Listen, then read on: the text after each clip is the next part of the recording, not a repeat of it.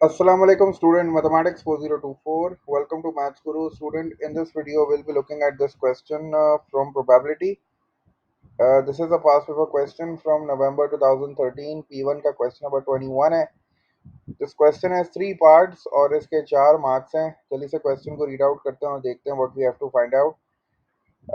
The question says the numbers 2, 3, 3, 4, 4, 4 are written on 6 cards. तो इसका मतलब है कि हमारे पास 6 cards हैं जिसपे 2 लिखा हुआ है और 3 जो है वो 2 बार है और 4 जो है वो 3 बार लिखा हुआ है। ये हमारे पास 6 कार्ड्स हैं और 2 cards are chosen at random. ठीक है, 2 कार्ड जो है वो आपको चूज करना है एट रैंडम विदाउट रिप्लेसमेंट। ठीक है, विदाउट रिप्लेसमेंट का मतलब है कि जब आप एक बार कार्ड को पिक कर लोगे तो आप जो है वो कार्ड वापस उसकी जगह पे नहीं रखोगे, उसको रिप्लेस नहीं करोगे, वो कार्ड कहीं और रख दोगे। तो इसका मतलब है कि हर बार हर अटेम्प्ट में जो है वो एक बार हमारा एक कार्ड हमारा कम हो जाएगा, मतलब डिनोमिनेटर जो है वो रिड्यूस होता रहेगा। तो since we have to pick 2 cards, तो फर्स्ट टाइम हमारे पास 6 कार्ड्स होंगे और जब दूसरी बार हम कार्ड पिक करेंगे तो हमारे पास 5 कार्ड्स हो जाएंगे क्योंकि ये विदाउट रिप्लेसमेंट है। ठीक है, to form a 2 digit number, 2 digit numbers हमें बनाने हैं। मतलब पहला कार्ड जब हम पिक करेंगे तो वो जो है वो टेंस की प्लेस पे चला जाएगा और जो जो दूसरा कार्ड हम पिक करेंगे वो यूनिट्स की प्लेस पे चला जाएगा। तो हमारे पास एक 2 डिजिट नंबर बन जाएगा। The first card chosen shows the number of tens and the second card chosen shows the number of units. So हमारे पास 6 कार्ड्स हैं इन टोटल।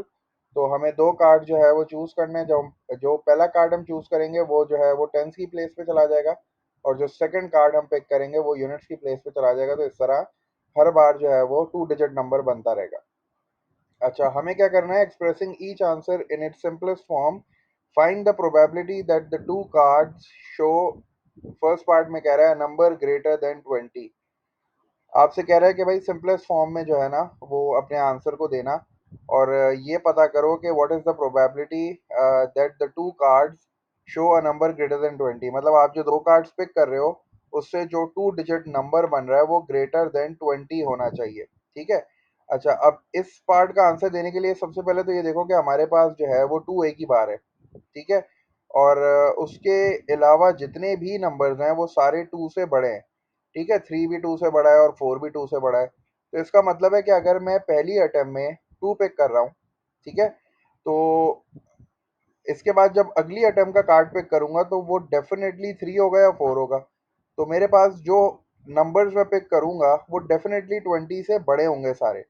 ठीक है ना? तो इसका मतलब ये हुआ कि नंबर ग्रेटर देन 20 का मतलब ये हुआ कि भाई अगर मैं, चलो लीस्ट नंबर इस वक्त 2 है, सबसे छोटा नंबर 2 है, अगर मैं पहला कार्ड फर्स्ट करो 2 का भी पिक करता हूँ तो जब मैं नेक्स्ट कार्ड पिक करूंगा तो अब 2 तो नहीं होगा, अब 3 होगा या 4 होगा। तो या फिर 23 बनेगा या 24 बनेगा। तो इसका मतलब ये हुआ कि भाई मेरे पास जो प्रोबेबिलिटी आएगी वो 100% प्रोबेबिलिटी आएगी। इसका मतलब है कि मेरा जो आंसर आएगा वो 1 आ जाएगा। इसका न्यूमरेटर डिनोमिनेटर लिखने की भी जरूरत नहीं है। बस मैंने ये देख लिया कि भाई जाहिर सी बात है कि हर बार जो है ना वो नंबर ग्रेटर देन 20 आएगा। अगर मैं पहले 2 पिक करता हूँ, ठीक है, और उसके बाद 3 या 4 होगा तो 23 और 24 भी बड़ा होगा।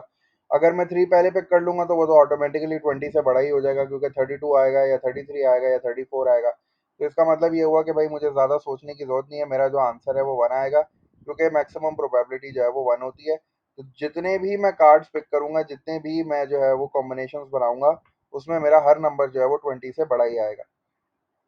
अच्छा भाई, अब सेकंड पार्ट पे चलते हैं जल्दी से। ठीक है, सेकंड पार्ट में हमसे कह रहा है कि find the probability that the 2 card show the number 33। ठीक है, आपको 33 नंबर चाहिए। सही है, 33 के अलावा और कोई नंबर नहीं बनना चाहिए। मतलब पहली बार भी आप 3 पिक करेंगे और दूसरी बार भी आप 3 पिक करेंगे तो डेफिनेटली हो सकता है क्योंकि हमारे पास 3 के 2 कार्ड्स हैं। तो अगर मैं पहली बार 3 पिक करने जा रहा हूँ तो उसकी प्रोबेबिलिटी क्या होगी? अगर मैं पहली बार 3 पिक करने जा रहा हूँ तो मेरे पास जो है वो 3 दो हैं, तो इसका मतलब ये होगा कि न्यूमरेटर आ गया 2 और मेरे पास जो टोटल कार्ड्स हैं वो है 6। तो इसका मतलब है कि पहली बार जो 3 पिक करने की प्रोबेबिलिटी होगी वो हो जाएगी 2/6। और चूंकि मुझे दोबारा भी 3 पिक करना है तो अब जब मैं 3 पिक करने के लिए जाऊंगा तो मेरे पास जो है वो डिनोमिनेटर चूंकि विदाउट रिप्लेसमेंट है तो अब 5 हो गया होगा। और चूंकि मैं एक 3 पिक कर चुका हूँ तो अब मेरे पास सिर्फ एक ही 3 होगा। तो ये इस तरह हो गया। और जब मैं इन दोनों को मल्टीप्लाई करूंगा तो ये बन जाएगा 2/30। और 2/30 को जब मैं रिड्यूस करूंगा तो ये मेरा आंसर आ जाएगा 1/15। तो इसका आंसर मेरे पास आ गया 1/15। ठीक है, सिंपल सा इसका सॉल्यूशन था। उसने आपको बोला था 2 बार 3 पिक करना है, तो फर्स्ट टाइम 3 की प्रोबेबिलिटी हो जाएगी 3/6, सॉरी 2/6, और सेकंड टाइम जो है वो 3 की प्रोबेबिलिटी हो जाएगी 1/5, क्योंकि आप एक तो 3 पिक कर चुके होगे, तो अब 2 3 तो नहीं होंगे, अब एक 3 होगा, और डिनोमिनेटर भी एक कम हो गया होगा क्योंकि विदाउट रिप्लेसमेंट है। जल्दी से लास्ट पार्ट देख लेते हैं। लास्ट पार्ट में क्या कह रहा है, वो कह रहा है कि find the probability that the two card show the number 43 और द नंबर 32, मतलब 43 भी बन सकता है और 32 भी बन सकता है। ठीक है, तो इसको भी इसी तरह करेंगे। और का वर्ड यूज हो रहा है, इसका मतलब है कि मुझे यहाँ ऐड करना पड़ेगा। ठीक है, और में हमें पता है हमें ऐड करना पड़ता है, तो पहले 43 की प्रोबेबिलिटी देख लेते हैं। 4 कितनी बार है, 4 है 3 टाइम्स। ठीक है, तो जब मैं पहली बार कार्ड पिक करने जा रहा हूँ और मुझे 4 पिक करना है, तो 4 की प्रोबेबिलिटी क्या है, 3/6, तो 4 की प्रोबेबिलिटी हो गई 3/6, तो मैंने यहाँ 3/6 लिख दिया। और अब मुझे सेकंड टाइम में 3 पिक करना है, तो 3 की प्रोबेबिलिटी कितनी होगी, चूंकि मैं 4 पिक कर चुका हूँ, याद रहे कि विदाउट रिप्लेसमेंट है, तो इसका मतलब है डिनोमिनेटर तो कम होगा एक, तो डिनोमिनेटर तो इसका 5 हो जाएगा। सही है। अच्छा, अब चूंकि मुझे 3 पिक करना है, तो 3 तो दो मौजूद होंगे, तो ये हो जाएगा 2/5। सही है, और उसके बाद चूंकि मुझे और है, क्योंकि उसने बोला है भाई दो पॉसिबिलिटी हैं, या फिर 43 है या 32 है, तो 32 के लिए मुझे पहले 3 पिक करना है, तो 3 कितने हैं मेरे पास, 2 हैं, तो ये हो जाएगी 2/6, तो 3 की प्रोबेबिलिटी हो गई 2/6।